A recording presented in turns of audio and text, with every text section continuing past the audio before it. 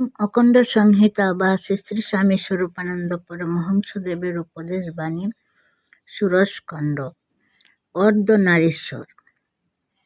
শ্রী শ্রী ভবানী বললেন, একই ব্রহ্ম কোথাও পুরুষ রূপে কোথাও নারী রূপে নিজেকে বিকশিত ও বিস্তারিত করেছেন।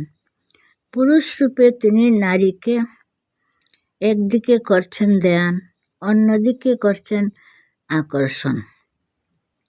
নারী রূপে তিনি পুরুষকে একদিকে করছেন ধ্যান, অন্যদিকে করছেন আকর্ষণ।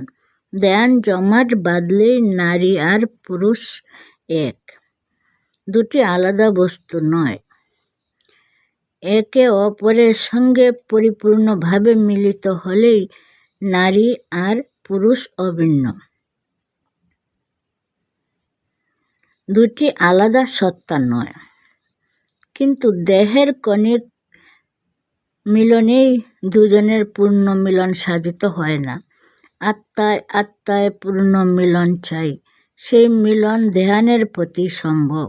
এজন্যই একদল সাধক এক অদ্ভুত পন্থার আশ্রয় নিলেন। সেটি হচ্ছে অর্ধনারীশ্বর কল্পনা। যিনি নারী তিনি আবার পুরুষ, যিনি শিব তিনি পার্বতী, যিনি পূজ্য তিনি পূজক।